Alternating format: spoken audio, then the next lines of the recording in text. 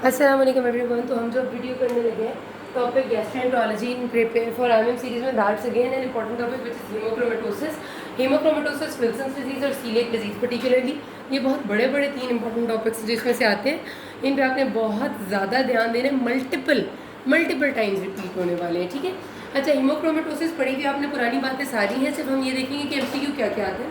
आपको पता है कि एक ऐसी डिजीज़ है जिसमें आयरन ओवरलोड हो जाती है बॉडी में और आयरन मेटाबॉलिज्म नॉर्मल नहीं होता, ठीक है, हीमोक्रोमेटोसिस। और मैं शुरू में तो हीमोक्रोमेटोसिस और विल्सन्स को ही कंफ्यूज कर देती थी कि किसमें आयरन है तो किसमें कॉपर है। तो फिर मुझे याद है कि हीम इसमें साफ नज़र आ रहा है, हीम का वर्ड है, और हीम जो है वो ज़ाहिर है हीमोग्लोबिन का पार्ट है जिसमें आयरन होता है। तो आयरन मेटाबॉलिज्म हीमोक्रोमेटोसिस से आयरन ओवरलोड हो जाता है, ठीक है। आयरन ओवरलोड की वजह से आयरन डिफरेंट ऑर्गन्स में डिपॉजिट होने लग जाता है and that leads to problems, ठीक है। अच्छा, इसका सबसे पहला तो हमारे पास क्वेश्चन ये आता है कि इसमें जेनेटिक म्यूटेशन होती कहाँ पर है। तो HFE जीन म्यूटेशन होती है इसमें, HFE जीन म्यूटेशन, ठीक है। ये है क्या? ऑटोसोमल रिसेसिव है। ये सारे आपके MCQs हैं। ये क्या डिजीज़ है? Autosomal recessive. ये भी आपसे क्वेश्चन आते हैं। इसमें क्या म्यूटेशन होती है? HFE जीन म्यूटेशन होती है। ये भी MCQ आते हैं। HFE जीन कौन से क्रोमोसोम पे लोकेटेड है? क्रोमोसोम नंबर 6 पे। ये भी आपका MCQ है। तो इसका मतलब ये कि हमारे शुरू में ही 3 मल्टीपल MCQs हैं जो यहाँ पर मिल गए हैं, ठीक है। तो इसका मतलब ये बहुत ही इंपॉर्टेंट है। तो आपने ये बात तीनों याद रखनी है। बोथ कॉपीज ऑफ क्रोमोसोम 6 पे HFE जीन म्यूटेशन जो है वो जब म्यूटेटेड होता है तो हीमोक्रोमेटोसिस होती है और ऑटोसोमल रिसेसिव है, तो चांस ऑफ इनहेरिटेंस जाहिर है लेस है, उतना ज़्यादा नहीं है। अच्छा, ये होगी पैथोलॉजी। अब आए फीचर्स में आपने लाइन से याद रखना कि मैंने जो जो लिखे हुए हैं, क्योंकि इसमें मल्टीपल सिस्टम इन्वॉल्वमेंट है और ये सारे सिस्टम्स ना इसमें इन्वॉल्व हो रहे होते हैं जो लिखे हुए हैं। Most common symptom of presentation is arthralgia. Again most common, ये बहुत ही वेग सिम्टम है, लेकिन कितनी अच्छी बात है कि आपको याद हो कि मोस्ट कॉमन जो सिम्टम ऑफ प्रेजेंटेशन है वो फटीग एंड आर्थराल्जिया है, ठीक है।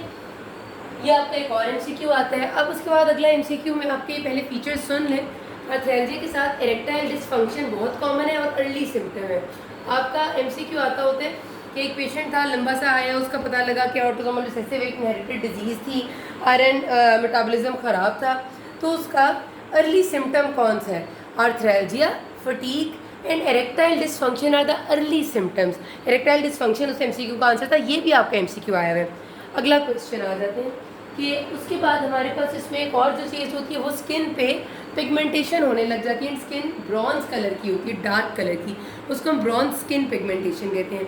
स्किन पे बात आ गई। उसके बाद क्या होता है कि स्टिग्मेटा, जो भी क्रॉनिक लिवर डिजीज़ के जितने भी स्टिग्मेटा यानी लिवर सिरोसिस, स्प्लीनोमेगली हो जाना, और पेरिफेरल स्टिग्मेटा में स्पाइडर नेवाए होना, और जितने भी और भी हैं ना वो सब इसमें आती हैं, ठीक है। क्रॉनिक लिवर डिजीज़ यानी लिवर इन्वॉल्वमेंट है। उसके बाद क्या है कि हार्ट इन्वॉल्वमेंट है, हार्ट फेलियर हो जाता है। क्यों? डायलेटेड कार्डियोमायोपैथी की वजह से। ये भी इसका एक फीचर है। उसके बाद क्या फीचर है हमारे पास? मैंने यहाँ अगला नहीं लिखा हुआ, हाइपोगोनेडिज्म होता है। ये बहुत ही अजीब सी पिक्चर एक आती है, मैं आपको MCQ बताऊंगी। हाइपोगोनेडोट्रोफिक हाइपोगोनेडिज्म। हाइपोगोनेडोट्रोफिक का मतलब ये है कि पीछे से जो पिट्यूटरी है वहाँ से हार्मोन्स रिलीज ही नहीं होते, जिन्होंने आपके आगे फर्दर टेस्टिस और ओवरीज में से FSH और वो बनवाने हैं, टेस्टोस्टेरोन और दूसरे वाला जो हमारा ईस्ट्रोजन वगैरह बनवाने हैं, तो पीछे से ही हार्मोन रिलीज़ नहीं होंगे, गोनेडोट्रोफिक रिलीजिंग हार्मोन, तो आगे FSH LH रिलीज़ नहीं होंगे, तो आगे का प्रोसेस नहीं चलेगा। तो इसमें मसला पिट्यूटरी के लेवल पे होता है। हाइपोगोनेडोट्रोफिक हाइपोगोनेडिज्म है यहाँ पे, ठीक है। ये हो गया। और आखिरी क्या चीज़ है? आर्थ्रोपैथी, आर्थ्रेल्जियाज यानी जॉइंट पेन। अब आपने ये याद रखना, MCQ में ऐसे आते हैं कि a patient of 35 years old presented to you, known case of diabetes mellitus for last 3 years, presented with shortness of breath, and upon investigation his EF was reduced to 25% and he has dark mottled appearance on the skin, along with he complains of on and off erectile dysfunction, या फिर he complains of failure to conceive child, ठीक है, after marriage. तो ये बड़ा ही इसका वेग सा सिनेरियो लगता है। हालांकि उसमें उन्होंने फीचर्स सारे बताए हुए, क्योंकि इसके फीचर्स इन्वॉल्व भी मल्टी सिस्टम कर रहे हैं ना, तो आप जल्दी बात समझ नहीं पाते। तो इसको आपने गौर से पढ़ना है और इसके फीचर्स को गौर से याद रखना है, तो आपको वो याद रह जाएगा, ठीक है। बस यही इसमें बात है। बस एक MCQ इसमें से बड़ा अजीब सा फजूल सा था, मुझे लगा, लेकिन वो आता है। और वो ये है कि मोस्ट कॉमन जो ऑटोसोमल रिसेसिव इनहेरिटेड डिजीज़ है यूरोप में, वो कौन सी है? तो वो भी हीमोक्रोमेटोसिस है। किसी ज़माने में सिस्टिक फाइब्रोसिस होती थी, लेकिन अब हीमोक्रोमेटोसिस इनहेरिटेड डिजीज़ में यूरोप में सबसे कॉमन है। ये भी आता है क्वेश्चन। उसके बाद आ गया, इसके फीचर्स याद रखिए, आर्थ्रालजिया, ब्रॉन स्किन, CLD, हार्ट, फिर hypogonadism and arthropathy, erectile dysfunction. अच्छा, इसमें इन्वेस्टिगेशंस में क्या कराएंगे? इन्वेस्टिगेशंस में आपको अगर कहा जाए कि स्क्रीनिंग इन्वेस्टिगेशन क्या होगी, तो most common is transference, most important is transference saturation, ये याद रख लें। जनरली आपसे किसी भी MCQ में पूछे कि सबसे इंपॉर्टेंट चीज़ इन्वेस्टिगेशन में मॉनिटर करने के लिए डिजीज़ को क्या है, हीमोक्रोमेटोसिस को, तो ट्रांसफेरेंस सेचुरेशन है। वो पूछें कि मोस्ट कॉमन स्क्रीनिंग टेस्ट जो अप्लाई किया जा सकता है वो क्या है, तो वो भी ट्रांसफेरेंस सेचुरेशन है। अगर वो कहें कि अगर एक पेशेंट आ गया और उसको लंबा सा सिनेरियो बना के बताते हैं आखिर में कि उसको हीमोक्रोमेटोसिस था, अब उसका फर्स्ट डिग्री रिलेटिव है, उसको स्क्रीन करना है, तो क्या टेस्ट कराएं? तो फर्स्ट डिग्री रिलेटिव को स्क्रीन करने के लिए HFE जीन म्यूटेशन चेक करनी है। ठीक है, ये बस आप गाइड फ़र्क है कि आपने HFE जीन म्यूटेशन सब में नहीं चेक करनी। अगर एक बंदे को डिजीज़ है तो उसका फर्स्ट डिग्री रिलेटिव है, उसको आप अगर चेक करना है तो ये दोनों नहीं कराना, HFE जीन म्यूटेशन करनी है। और आम आवाम में अगर स्क्रीनिंग करनी है तो serum ferritin and transference saturation. और अगर आपको मॉनिटर करना है डिजीज़ को तो ट्रांसफेरेंस सेचुरेशन मोस्ट इंपॉर्टेंट है, तो ट्रांसफेरेंस सेचुरेशन। ठीक है, ये हर तरह से MCQ आया हुआ है। डायग्नोस्टिक क्या होता है? अगर serum ferritin more than 500 microgram पर लीटर होगा और ट्रांसफेरेंस सेचुरेशन फीमेल्स में मोर देन 50% एंड मेल्स में मोर देन 55% होगी, तो इसका मतलब है कि ये डायग्नोस्टिक है हीमोक्रोमेटोसिस के लिए। अब हमने इसको रखना कितना होता है, हमने जो मैनेज करके रखना है, आयरन लेवल्स भी करा सकते हैं लेकिन आयरन लेवल्स इतने अच्छे नहीं होते। अब हमने इस डिज़ीज़ को मैनेज करके ऐसे रखना है कि मॉनिटरिंग में ट्रांसफेरेंस सेचुरेशन 50% से कम रहे।